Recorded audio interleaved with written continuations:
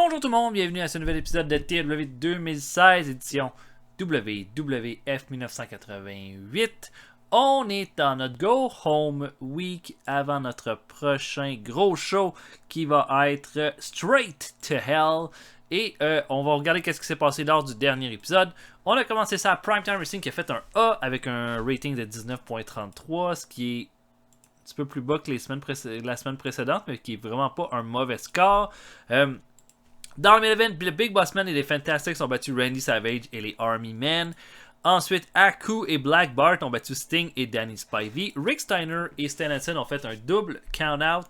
Hardy Race a battu El Dandy et Arn Anderson a battu Lanny Savage. On a Superstars of Wrestling, le main event. Coco Beware et Jim Neidhart ont battu les frères Rougeau, mais se sont fait attaquer ensuite par Manny Fernandez et Ted DiBiase. Marty Jannetty a battu Ron Bass et l'Undertaker a battu Tom Zank. Et au Wrestling Challenge, Randy Savage a battu Butch Reed pour garder son titre de champion du monde. Brutus Beefcake a battu Michael Hayes. Piero Jr. et Bam Bam Bigelow ont battu Kamala et Rick Martel. Le show était au Mexique. Nos champions, donc, avec tout ça. Champion intercontinental, Bret Hart avec un prestige de B et encore aucune défense de titre. Champion du monde, Randy Savage, B, prestige de B+, 11 défenses de titre. Et champion par équipe, le Shadowhound avec un prestige de B et 6 défenses de titre. Voilà. Bon, des gars qui ont des petits problèmes de morale. Tiens, pas le roman. On va lui donner un bon petit montant, là. Surtout qu'on va l'utiliser dans notre prochain main event. Il est content. Et tiens, Vince McMahon. Blah. Il est juste irrité. Fait que, main event du prochain show, on va y aller audacieux. Paul Roma contre Bret Hart. Je vais vraiment laisser la nouvelle génération là s'exprimer, prendre sa place avec ce show-là. Pour le reste... Voilà, je pense que lors du dernier show, on a pratiquement toutes nos rivalités ont toutes eu droit à un segment. Pratiquement, je pense que c'est pas mal le cas. Donc, on va essayer de continuer sur cette lancée-là pour cette semaine. Donc, j'avance jusqu'à Primetime Wrestling. Vous avez remarqué là, que j'ai remis le skin qui était à propos pour cette série-là. J'oublie tout le temps de le mettre. Mais là, ça me tentait de le mettre pour aujourd'hui. Ok. Ouh, il y a des choses. Il y a des choses. Oh, NWA Supercard qui a fait un B. Ric Flair a battu le Iron Sheet pour garder le championnat du monde. Kerry Von Erich a battu Rick Rude pour garder le titre des États-Unis. Heidi D. Morgan a battu Kat LaRue. Dennis Condrey a battu Kendall Witham pour le titre télé. Tommy Angel a battu Bill Mulkey pour le Junior Heavyweight. Misty Blue. Sims a battu Lennon Kyle. Vladimir Petrov a battu Jimmy Valiant. Kurt Hennig a battu Rocky Johnson. Ok. Et Randy Mulkey et les Italians. Comment ça se fait que les Mulkey n'ont pas fait équipe ensemble? Ont affronté les Thunderfoot. Ok. Il y a pas mal de gros shows là. C'était le show quand même télé de la qui a fait de la NWA qui a fait un B+. Ric Flair a battu Dusty Rhodes dans le main event. Rien de moins. Paul Orndorff a battu Kerry Von Erich. Et Luger, Jimmy Valiant et Junkyard Dog ont battu Tommy Angel, Vladimir Petrov et Kendall Windham. Ok. Sinon je regarde. La UWF ont fait un gros show qui était Bob Roode contre Luke Williams en main event. Bon, ok, ça va, on va pas s'attarder là-dessus. Le gros show de la AWA a fait un C quand Nick Bockwinkel a battu Wahoo McDaniels pour garder le titre, ça a donné un B. Les retours de combat ont tous fait un C. Ok. La AWA, ça va moyen, on dirait.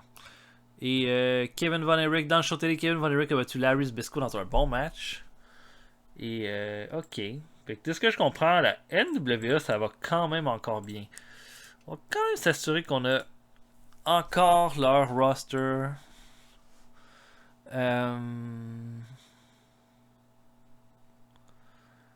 Jim Crockett Promotion, qu'on a encore leur roster tout en shortlist. C'est sûr qu'on leur a donné le Iron Sheik, qui était un gars qui avait plein de problèmes. Mais que eux ont l'air de pas avoir de problème avec ça.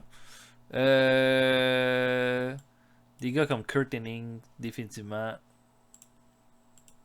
pourraient être bons pour nous. On sait pas quand est-ce que ça va se terminer. Il y a Lex Luger. C'est sûr que Ric Flair, je sais pas à quel point Ric Flair c'est quelqu'un qui me tente d'avoir, vu que je l'ai déjà dans mon autre game. Mais, Paul Orndorff qu'on avait aussi, il est main eventer là-bas, puis il a pas l'air d'avoir fait des combats de merde, hein. B. Quand nous on l'avait, hein.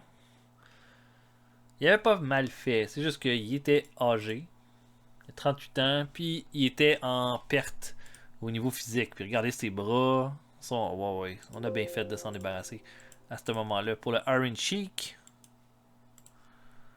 Je sais pas ce qu'il a au niveau physique. Bon, ça a l'air d'être correct. Mais il y avait des problèmes de drogue à toutes les semaines. Hein, fait que... Si on leur enlevait Kurt Hennig, ça ferait mal. Si on leur enlevait Rick Rude, ça ferait mal. À part de ça, à voir pour le reste. Bon, on va avancer jusqu'à Primetime Wrestling maintenant. Oh oui, on avait des... Vicky Williams est blessée. OK.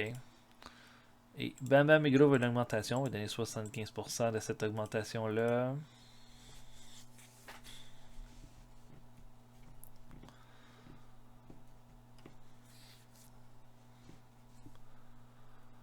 OK, et là, ça devrait être notre show télé ce soir, tonight. OK, donc, je book ça et on se voit après. Main event, Bret Hart contre Paul Roma. On se voit après, tantôt tout le monde.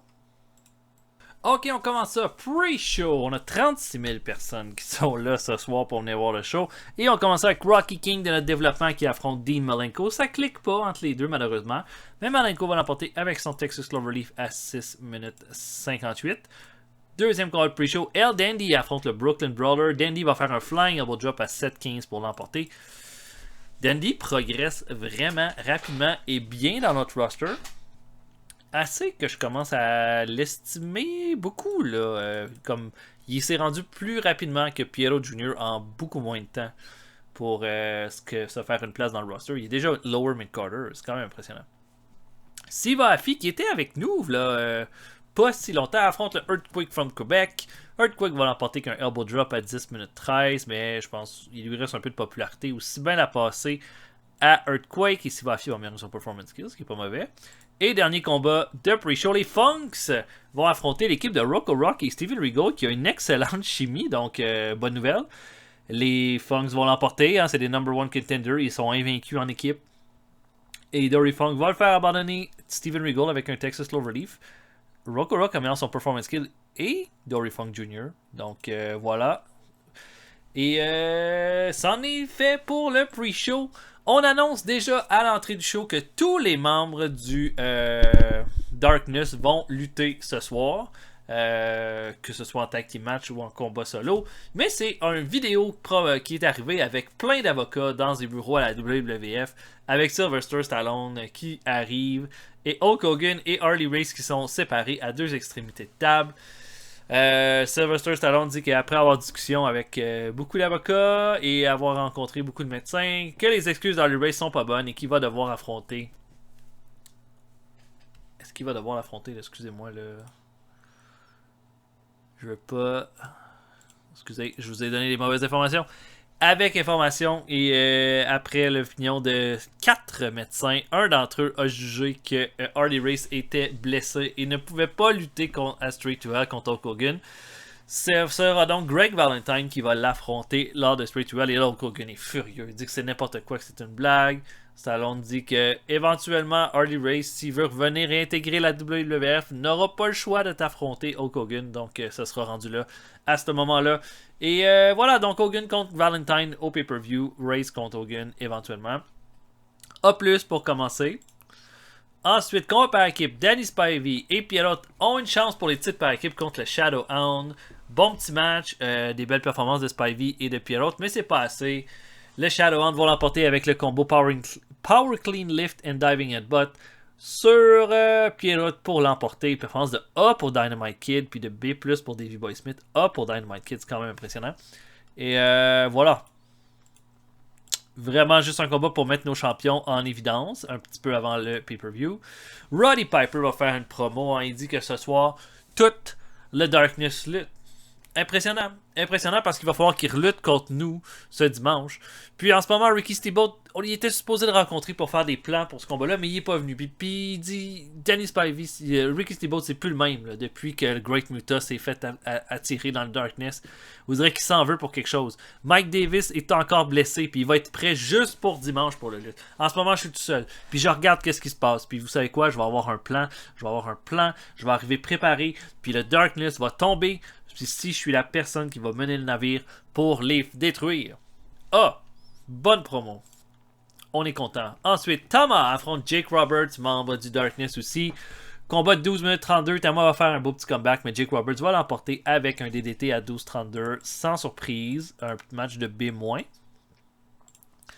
Une promo ensuite du champion Randy Savage. J'ai dit que la semaine passée n'a pas été facile, hein? Parce qu'après, avant, il s'est fait battre à Primetime Wrestling par le Big Bossman. Puis après ça, le Bossman le fait fuir du Mexique.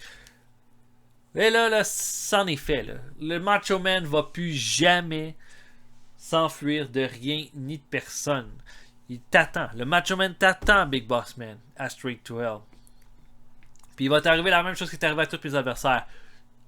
Les épaules à terre. 1, 2, 3. Macho King retains. A plus. Combat par équipe ensuite. Bam Bam Bigelow et Marty Jannetty affrontent le Great Muta et l'Undertaker. Bon petit match de B-. Avec Rick Martel là, qui va causer là, une distraction à Bigelow qui va laisser Jannetty seul et le Muta va enfermer Jannetty dans un figure 4 leg lock pour la victoire. Et immédiatement après le combat, Rick Martel prend une chaise et chair shot Bigelow de dos et va lui donner comme une dizaine de chair shots jusqu'à temps que les arbitres le séparent. On sait qu'il va y avoir un gros match entre les deux au pay-per-view et c'était peu le dernier segment pour mettre ça en évidence. La rivalité gagnant Heat. Butch Reed affronte Adrian ensuite. Bon petit match de B. Butch Reed va donner une belle opposition, mais Adrian va l'emporter qu'un Adorable Dog à 14 minutes 58. Butch Reed améliore son performance skill. Et ensuite, une promo de Arn Anderson hein, qui parle de Shawn Michaels. Il dit que Shawn Michaels, je le comprends de vouloir monter dans les échelons de la WWF. L'année passée, j'ai voulu faire la même chose. Puis je suis devenu champion intercontinental parce que j'ai fallu que je voulais brûler des étapes pour me rendre là. Puis qu'est-ce qui s'est passé? J'ai perdu mon titre un mois plus tard. Est-ce que j'étais prêt ou j'étais pas prêt? Je sais pas, mais j'ai pas tout fait comme il faut. Puis là, en ce moment, Shawn Michaels, je me vois en toi, puis je vois que t'es pas en train de tout faire comme il faut. Puis t'essayes de mordre un chien qui est un petit peu trop gros pour toi en ce moment. En ce moment, t'es un petit poodle. Puis moi, je suis un berger allemand, puis tu viens de me mordre à la patte. Puis moi, j'ai pas le choix de répondre parce que je pourrais pas te laisser me monter par-dessus. Mais je te dis une chose. Montre-moi tout ce que t'as à Straight to Hell. Puis tu vas mériter au moins mon respect si t'es pas pour avoir la victoire. Bien moins. Et le main event, Paul Roman affronte Bret Hart. Match de B pour le titre intercontinental. Je me serais attendu un petit peu à plus. Bon, Bret Hart va avoir Vader autour de lui, mais il va également avoir All Out Antics et Jim Cornette qui vont se pointer au ring. Jim Duggan va quand même venir pour essayer de faire un peu d'ordre là-dedans. Mais au final, là, Bret va profiter de tout ça, prendre sa ceinture, frapper Roman derrière la tête et l'enfermer dans un sharpshooter pour la victoire. Et ça va se terminer là-dessus. Le show nous fait gagner notre popularité dans 5 régions. Ça fait un show de B+, qui est quand même pas vilain. Et on va se préparer pour notre prochain show qui va être Superstars of Wrestling. Bon, l'opinion de Wade Piper dit que Dean Malenko est pas mal bon dans le ring. Et Undertaker dit que El Dandy est une star in the making. Ok, notre rating est plus bas. 19.07 c'est quand même plus bas que pas mal plus bas que la semaine passée. Où est-ce qu'on était à 19.33. Et qu'on a presque quasiment 100 000 personnes, un petit peu plus, qui étaient pas au rendez-vous. Bon, pour Superstar Wrestling, moi j'irais qu'un tag team match. Ok, peut-être Brian Blair.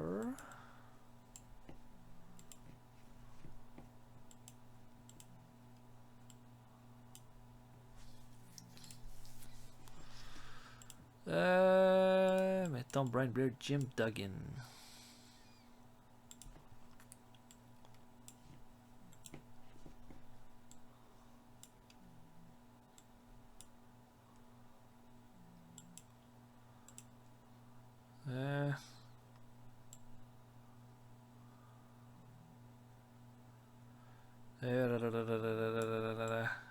Pardon. Je suis un peu dans ma tête. Ok. Peut-être changer Duggan pour quelqu'un d'autre. Puis on pourrait mettre All Authentic dans le main event. C'est ton Beefcake. Et contre Buzz Sawyer et Matt Bourne. Ok. Ce sera pas un gros main event, mais ça, c'en est un qui va vraiment... Le but, c'est de développer à l'authentique, donc je pense que ça va être un bon... Un bon mix. Un bon mix, voilà. Yoshiaki Yatsu. Ok. Elle va faire offre un contrat à Wendy Richter. Misawa serait le meilleur lutteur au monde en ce moment. Ça a bien du sens.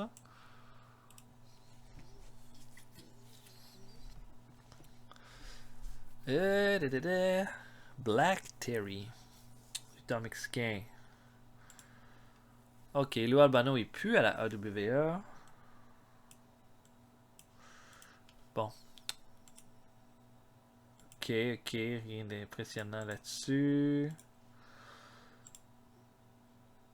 On complète le contrat de Buzz Sawyer. Ok.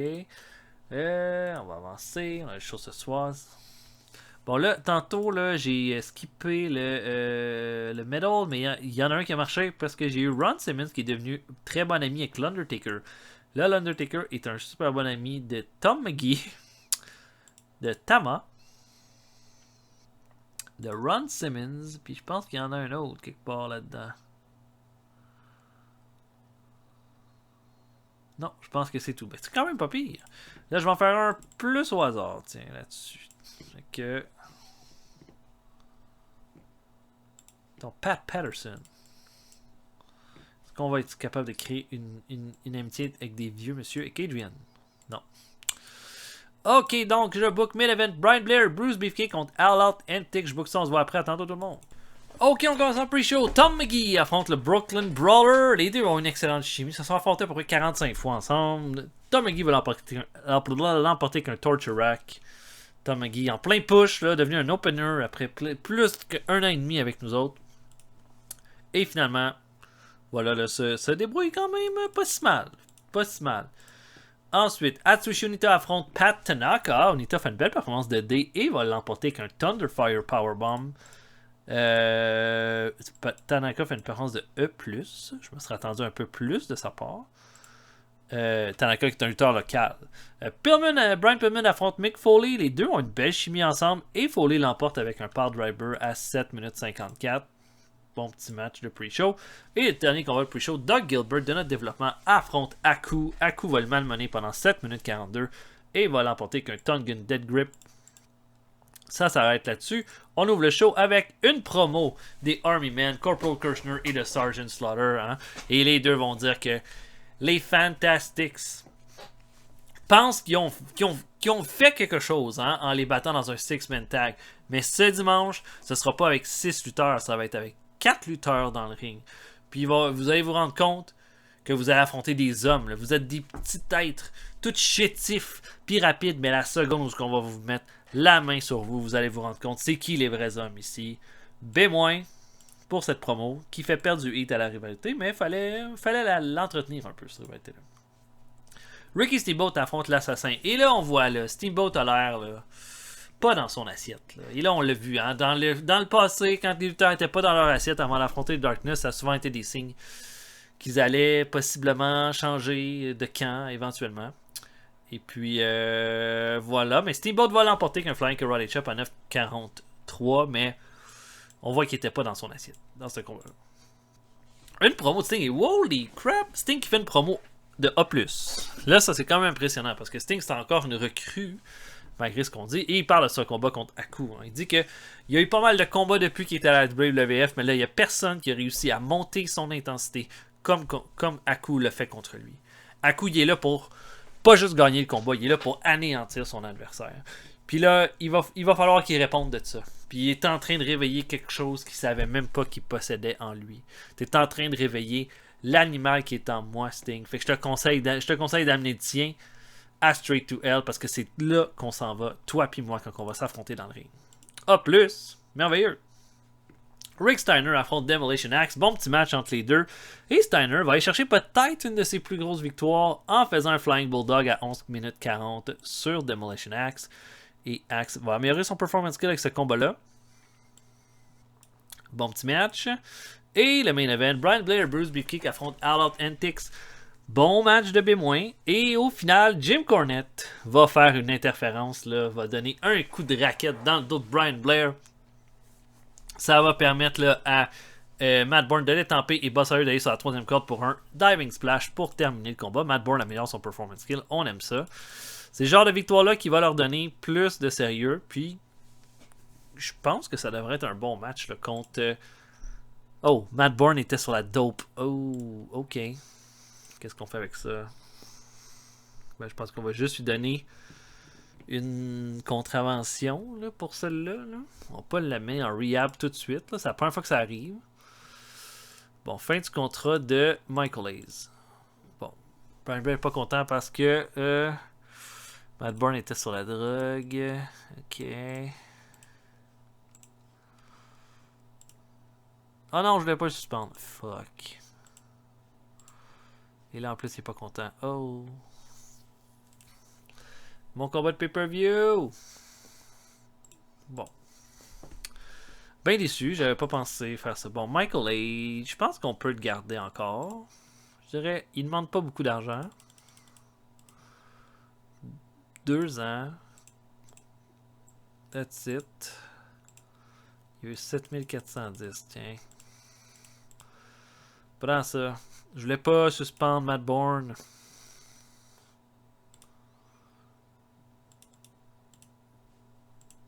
Bon. Écoute donc. On va faire avec ce qu'on a. Bon, ça fait chier quand même. Puis en plus, il est fâché d'avoir été suspendu. Il était sa drogue. Je comprends pas. Ok, bon. Pas de temps à perdre. On va faire notre dernier show de la semaine.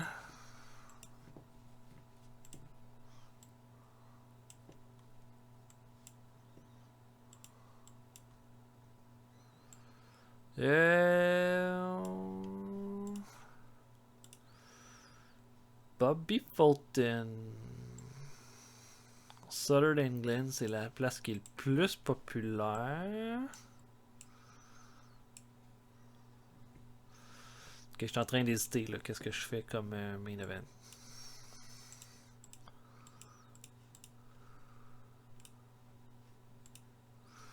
Ouais, c'est clair que Dino Bravo au Canada, il est pas mal populaire. Fait que peut-être Dino Bravo contre un lutteur qui le battrait pour prendre un peu de...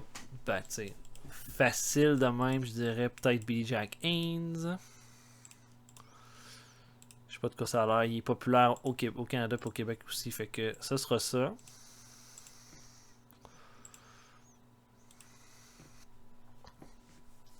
Ok. Bon, des incidents. Avec Roddy Piper. On a fait une bonne blague qui a fait rire tout le monde. Merci Roddy Piper. Ok, bon. On va y aller stratégico pour le prochain middle.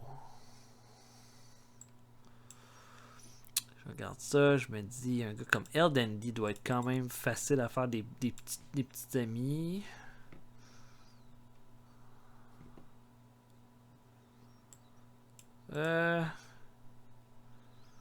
Smash? Non. Ok, donc je book ça. Billy Jack Haynes contre Dino Bravo. Oh, on peut pas avoir Dino Bravo pour ça. Bon, on va déliter ça. On va changer Bravo pour le Big Boss Man. Et je vous book ça. On se voit après. À tantôt, tout le monde. Ok, donc on est au Québec, au Colisée Jean Béliveau, devant 2131 personnes.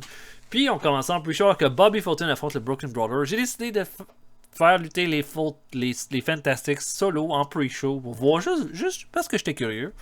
Fulton va battre le Broken Brother avec un Flying Body Press à 7 minutes 26.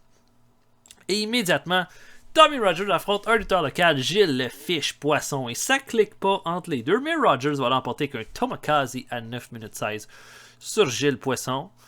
Et ensuite, Rocky King de notre développement affronte Shawn Michaels. Michaels l'emporte avec un Sweet Shine Music à 6 minutes 53. De ce côté-là, tout est beau. Et dernier combat de pre-show, Tommy Jammer affronte Ron Simmons. Et Simmons l'emporte avec un Dominator à 8 minutes 7. Hercules et Ron Simmons, j'ai pas vraiment rien pour eux en ce moment, mais c'est pas grave. Je les garde avec moi. On ouvre le show. Tito Santana affronte Black Bart. Ça fait un strong start pour le show. Combat de 2 lutteurs qui ont rien pour eux en ce moment. Mais Santana va l'emporter avec un Flying Burrito à 14 minutes 15 pour la victoire. Santana améliore son performance skill et Black Bart sa technique. Je suis très satisfait de ce combat-là. Là, on a une promo. En fait, non, on a Stan Hansen qui décide d'attaquer Rick Steiner en coulisses, un peu comme il avait attaqué Don Morocco. Cette fois-là, le Steiner montre pas mal plus de résistance que Morocco l'avait fait. Hansen a l'air un peu surpris, mais continue son beatdown jusqu'à temps que les agents viennent les séparer. Et ça se termine là-dessus. Sur un, c'est moins. Combat par équipe, Tom Zank et Sam Houston affrontent Manny Fernandez et Ted DiBiase. Encore une fois, Manny Fernandez lutte pour 2, là, et puis il va finir par juste créer une bonne distraction qui va permettre à DiBiase d'enfermer Zank dans un $1 Million Dream pour la victoire. Et là, après le combat, DiBiase fête dans le ring. Fernandez est en bas du ring, fait comme félicite là, son propriétaire, mais Fernandez voit pas que derrière lui, il y a Jim Neidhart et Coco Beware, et DiBiase décide de juste se sauver par la foule. Fernandez se retrouve tout seul avec Neidhart et Coco Beware qui leur font un bon beatdown, et les deux font un double suplex sur la rampe d'entrée pour terminer le segment. Et le main event, Big Bossman contre Dino Bravo, ça clique malheureusement pas entre les deux lutteurs, mais Bossman va l'emporter avec un Bubba Slam et va faire un B- dans ce combat-là. Et ça va se terminer là-dessus. Pas un mauvais show au Québec, mais on n'a pas tant de lutteurs populaires là-bas, puis j'ai vraiment pas utilisé de vedette, donc le résultat est quand même pas si mal à mon avis. Je suis content. Et ben, ça va être le pay-per-view lors du prochain épisode. El Dandy va au Tri-State, 1.20 pour le show, vraiment rien de spécial ici. World Class a fait son show, Bobby Eaton a battu Chavo Guerrero, Van Koloff a battu Tony Atlas. Ok. Pas mal ça, je pense.